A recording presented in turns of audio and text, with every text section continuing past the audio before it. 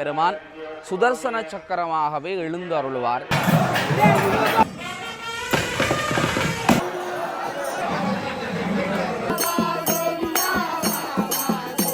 யாழ்ப்பாணத்தில் இருக்கக்கூடிய விஷ்ணு ஆலயங்கள்ல சிறப்பு வாய்ந்த ஆலயங்கள வரிசை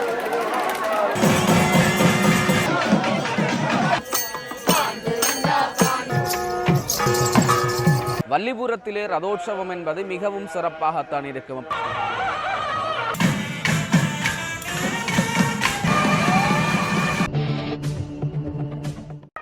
அனைவருக்குமே வணக்கம். இன்றைய தினம் நாங்கள் நிற்கக்கூடியது வடமராட்சி பகுதி, குறிப்பாக வல்லிபுரம் ஆழ்வார் ஆலயத்தில் நிற்கிறோம். யாழ்ப்பாணத்தில் இருக்கக்கூடிய விஷ்ணு ஆலயங்கள்ல சிறப்பு வாய்ந்த ஆலயங்கள வரிசையில் வாக்குகள் இந்த வல்லிபுரம் ஆழ்வார் ஆலயத்திற்கு மிக முக்கியமான ஒரு இடம் இருக்குது. ஒரு வரலாற்று சிறப்பு மிக்க நீண்ட வரலாற்றை கொண்டிருக்கக்கூடிய ஒரு ஆலயம். தானாகவே மச்ச அவதாரமாக தோன்றி இங்கே எழுந்தருள் இருக்கக்கூடிய இந்த பெருமானுக்கு இன்றைய நாளில் ரதோற்சவம் கொடியேற்ற காட்சிகள் கூட உங்களுக்கு நான் காண்பித்திருந்தேன்.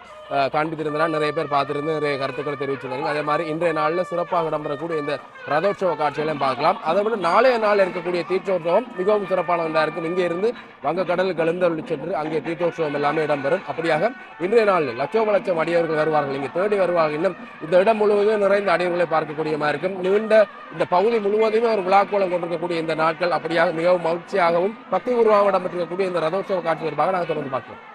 காலை பொழுதிலே நிறைந்த மக்களை ஆலயத்தினுடைய முன்றல் பகுதியில் பார்க்கக்கூடியமாக இருக்கும். அதே சமயம் கம்பீரமாக இந்த சூரிய ஒளி அங்கே கோபுரத்திலே விழ கம்பீரமாக ராஜகோபுரம் காட்சி தருகிறது. அதன் அருகிலே 2 மணிக்கூட்டு கோபுரங்கள் என சிறப்பாக இந்த வல்லிபுரம் ஆழ்வாருடைய ஆலயம் ஒரு அடையாளமாக விளங்குகின்றது. இங்கே தேங்காய்கள் குவிக்கப்பட்ட வண்ணமே இருக்கிறது. நீங்கள் பார்க்கக்கூடியமாக இருக்கும். இந்த இடத்துல நிறைந்த தேங்காய்கள் குவிக்கப்பட்டு கொண்டிருக்குது. ஆலயத்தினுடைய உள்பகுதியில் வசந்த மண்டபத்துக்குரிய பூஜைகள் ஆரம்பமாக இருக்கின்றது. அந்த காட்சியில் நாங்கள் உள்ளுக்கு போய் தொடர்ச்சியாக பார்க்கக்கூடியமாக இருக்கும்.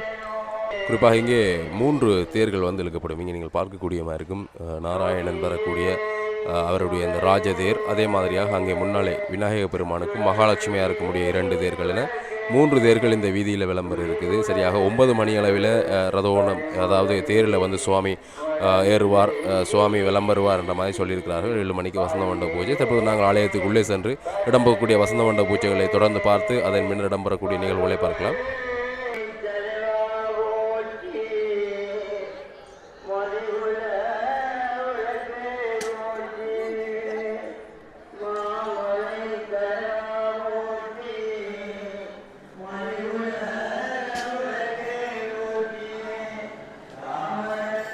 ஆலயத்தினுடைய உள்பகுதியில் நிறைந்த மக்களை பார்க்கக்கூடிய மாதிரி இருக்குது. அங்கே வசந்த மண்டபத்தில் இடம்பெறக்கூடிய அந்த பூஜைகளை நாங்கள் தொடர்ந்து பார்க்கலாம். அங்கே வசந்த மண்டப திரைச்சீலை கதவு திறக்கப்படக்கூடிய அந்த காட்சியை நீங்கள் தொடர்ந்து பார்த்து தீபாராதனை பார்க்கலாம்.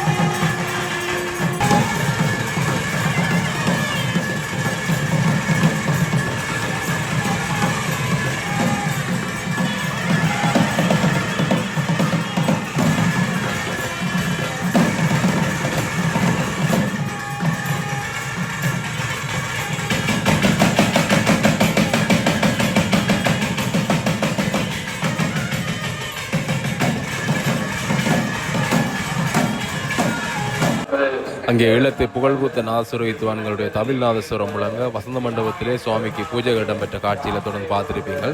விநாயக பெருமான், அதே சமயம் அங்கே எழுந்தருள் இருக்கக்கூடிய எங்களுடைய மாயவ பெருமான், அதே சமயம் மகாலட்சுமியாருக்குரிய தீபாராதனை காட்டப்பட்ட காட்சியை நீங்கள் பார்த்திருப்பீர்கள்.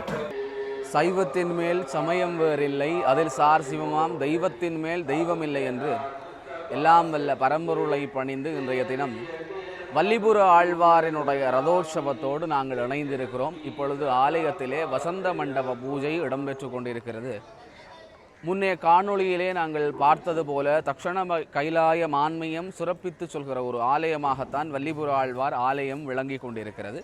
இன்று ரதோற்சவம் உண்மையிலே மகோற்சவத்தினுடைய ஒரு பெரிய ஒரு திருவிழாவாக, அதாவது பெரிய ஒரு போற்றக்கூடிய நாளாகத்தான் ரதோற்சவம் இருக்கும். இதை நடமாடும் கோயில் என்று சொல்லுவார்கள் தேரை.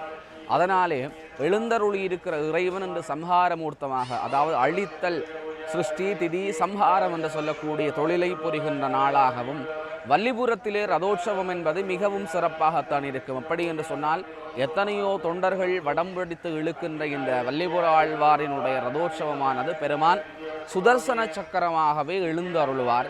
அதாவது திருமாலினுடைய கையிலே இருக்கக்கூடிய அந்த சக்கரமே மூர்த்தியாக எழுந்து அருளி இந்த அழித்தல் தொழில், அதாவது மனங்களிலே இருக்கக்கூடிய அறியாமை, வஞ்சகம், இதைவிட மும்மலங்கள் என்று சொல்லக்கூடிய ஆணவம், கண்மம், மாயை, இதை சொன்னாலும் ஆன்மாவானது இறைவனை அடையக்கூடிய பக்குவத்தை எவ்வாறு நாங்கள் செல்ல வேண்டும் அதை நோக்குகின்ற ஒரு திருவிழாவாகத்தான் ரதோற்சவம் இருந்திருக்கிறது.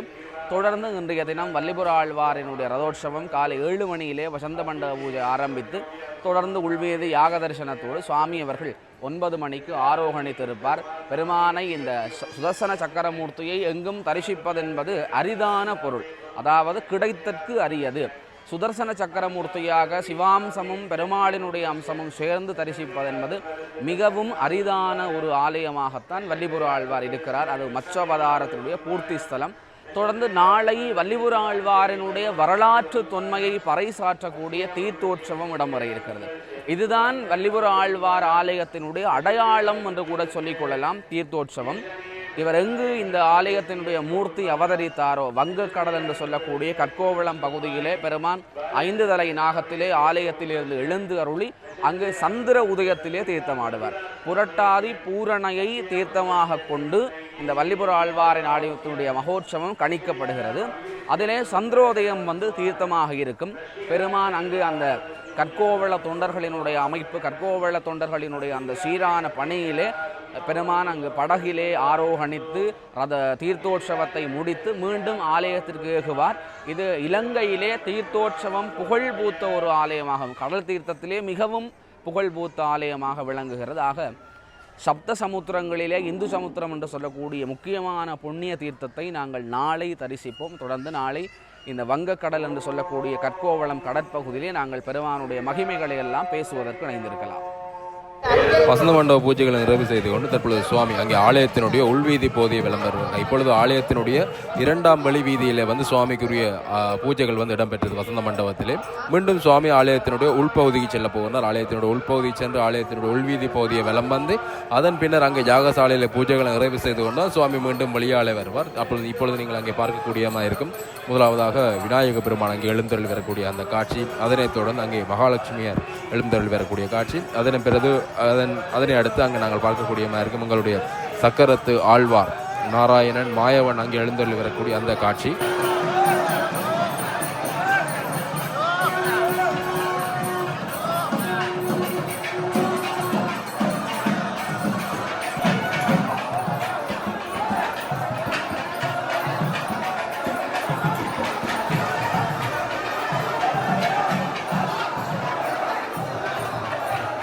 அங்கே அழகிய பீடத்திலே அமர்ந்து சுவாமியார் எழுந்தருளி வரக்கூடிய அந்த காட்சி, ஆடி ஆடி அந்த அடியவர்கள் சுவாமியை தங்களுடைய தோளிலே சுமர்ந்து அங்கே வருகிறார்கள். ஆலயத்தினுடைய உட்பகுதிக்கு செல்ல போகின்றார். இங்கே 5 தலை நாகம் புடைபிடிக்க சக்கரம், அங்கே சக்கரத்து ஆழ்வாராக இருக்கக்கூடிய எம்பெருமான் அங்கே எழுந்தருளி செல்லக்கூடிய அந்த காட்சிகளை பார்க்குறேன். நீங்கள் பார்க்கலாம். அங்கே அந்த நாகம் 5 நாகம் மேலே குடைபிடித்து கொண்டிருக்கக்கூடிய அந்த காட்சி சிறப்பாக இருக்கும். பார்ப்பதற்கு, நேரில் பார்ப்பதற்கு மிகவும் ஒரு அழகான காட்சியாகவும் பக்திபூர்வமான காட்சியாகவும் இருக்கும்.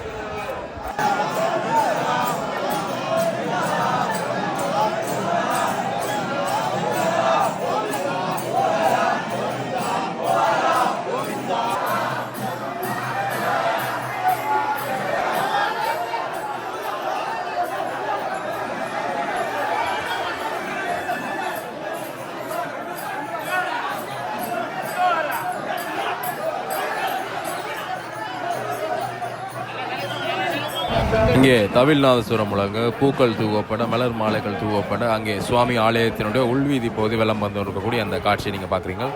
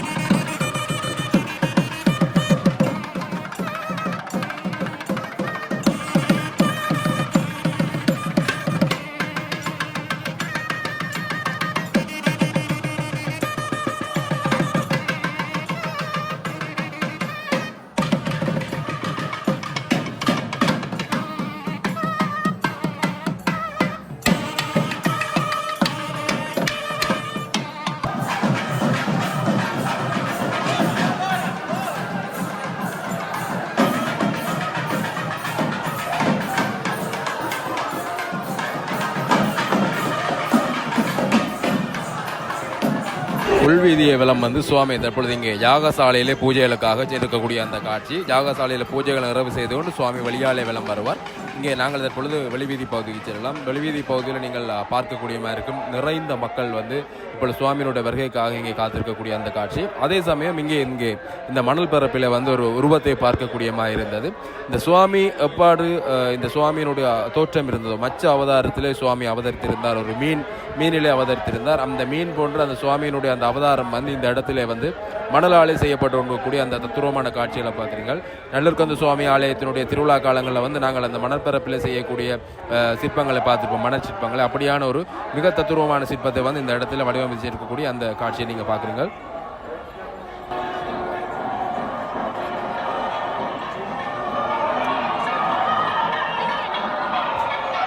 அப்படியாக சுவாமிகள் அங்கே யாகசாலையிலே பூஜைகளை நிறைவு செய்து கொண்டு இப்பொழுது வழியாலே வரப்போகிறார்கள். ஒருத்தராக வழியாலே வரக்கூடிய அந்த காட்சிகளை வந்து நாங்கள் பார்க்கக்கூடியமாக இருக்கும்.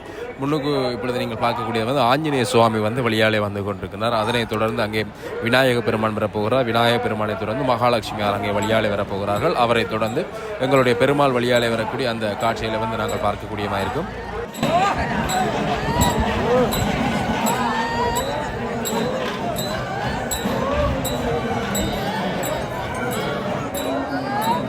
அங்கே சுவாமி கோபுர வாயிலுக்கு கீழே வந்திருக்கிறார். சுவாமியோட அந்த ராஜகோபுர வாயிலே சுவாமி அங்கே சுவாமிக்கான ஆராதனைகள், அதே சமயம் மலர் மாலைகள் அணிவிக்கப்பட்டு தீபாராதனைகள் காட்டப்பட்டு ஆளாத்திகள் எடுக்கப்பட்டு சுவாமி இந்த இடத்துல இருந்து வெளியாலே வருவார். தொடர்ந்து நீங்கள் அந்த காட்சிகளை பார்க்கலாம்.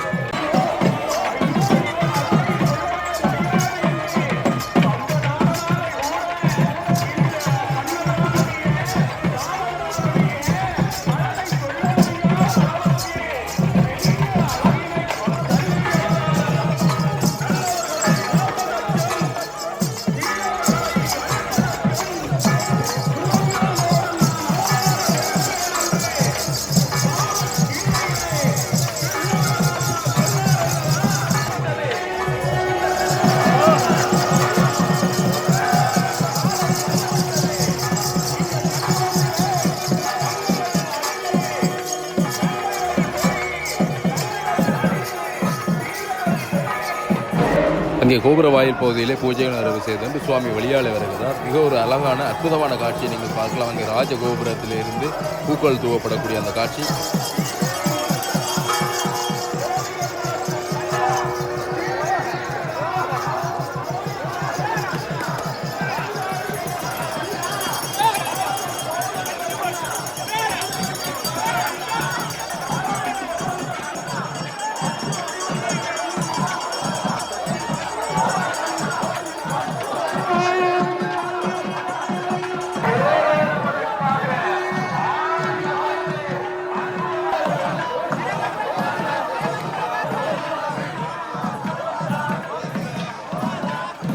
சுவாமி அங்கே ஆடி ஆடி வந்து தேரில் ஏறுவதற்காக தேரினுடைய இருப்பிடம், அதாவது தேர்முட்டிக்கு வரக்கூடிய தேர்மேடைக்கு வரக்கூடிய அந்த காட்சியை பார்க்குறீங்க. அங்கே அடியவர்கள் புடை சூழ சுவாமி வந்து கொண்டிருக்கக்கூடிய அந்த காட்சி, அழகாக சுவாமியை தோளிலே சுமந்து அங்கே கொண்டு வரக்கூடிய அந்த காட்சிகளை வந்து நீங்கள் பார்க்கக்கூடிய மாதிரி இருக்கும்.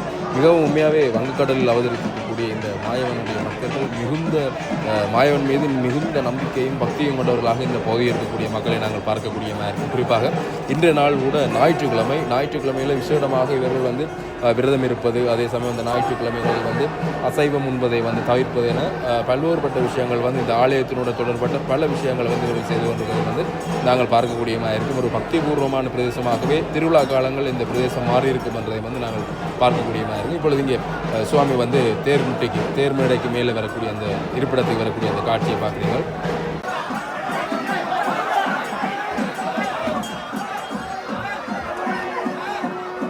அருகிலே வல்லிபுர ஆழ்வாருடைய தரிசனத்தை வந்து நீங்கள் பார்க்கலாம், தரிசிக்கலாம்.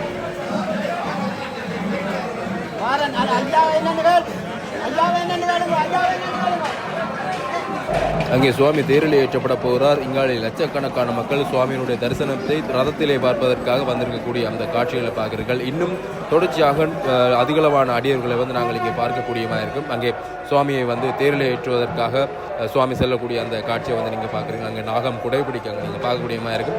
உள்ள இருக்கும் இந்த காட்சியை நேரில் பார்க்க அந்த நாகம் வந்து உண்மையான நாகம் போலவே அங்கே கண்கள் எல்லாம் சிவத்த மணிகள் பொருத்தப்பட்டு உண்மையான நாகம் பார்ப்பது போல் ஒரு காட்சி இருக்கும். நீண்ட அடியவர்கள் இங்கே நீங்கள் பார்க்கக்கூடியமாக இருக்கும், குவிந்திருக்கிறார்கள். காலை 9 மணி பொழுதிலே நிறைந்த அடியவர்களை வந்து பார்க்கக்கூடியமாக இருக்கின்றது.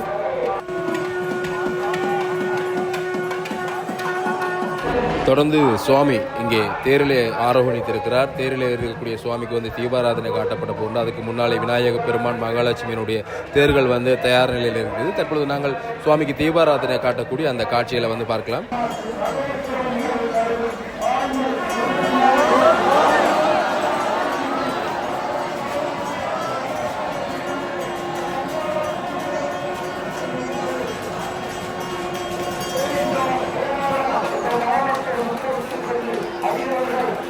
தீபாராதனை காட்டியதுமே அடியவர்கள் முண்டியடித்து அங்கே குவிக்கப்பட்ட தேங்காய்களை வந்து உடைத்து கொண்டிருக்கக்கூடிய காட்சி. அதனைத் தொடர்ந்து அங்கே வடக்கயிறை பிடிப்பதற்காக அலைமோதி அந்த காட்சியை வந்து நீங்கள் பார்க்கலாம்.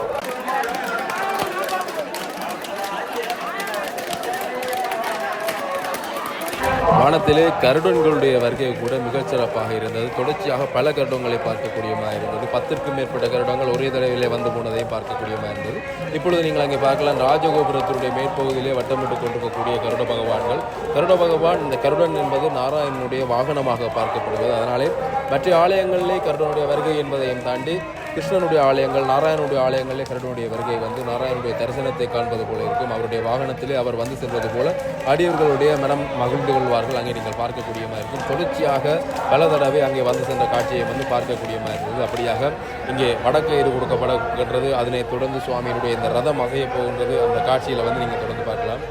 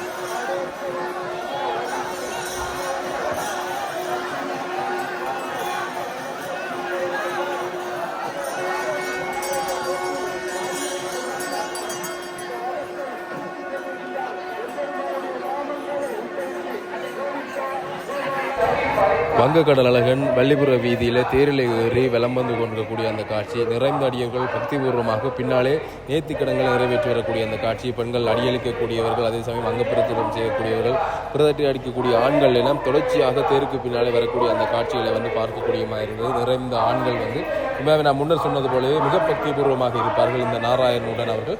அப்படியாக நிறைந்தவர்கள் அங்கே பிரதட்டி அடித்துக் கொண்டு வரக்கூடிய காட்சிகளை பார்க்குறீர்கள். பக்திபூர்வமாக பஜனைகள் பாடக்கூடிய காட்சிகளும் சிறப்பாக ரதம் அகர்ந்து செல்லக்கூடிய அந்த காட்சிகளை பார்க்குறீங்க.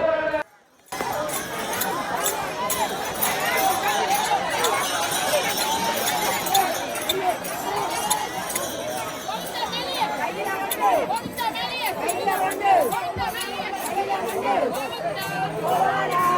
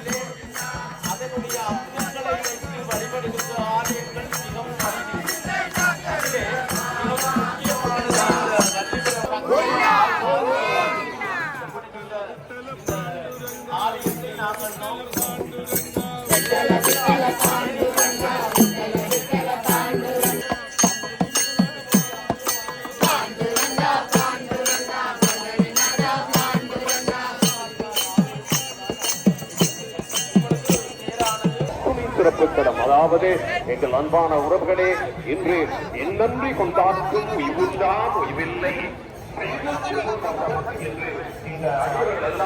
எங்களுடைய நாராயணனை வழிபடுகின்ற அந்த பெருமைகளை பார்க்கின்றோம். எங்கள் அன்புக்குரிய அடியவர்களே, இந்த தருணத்தில் எங்களுடைய வில்லிசை சக்கரவர்த்தி ராம்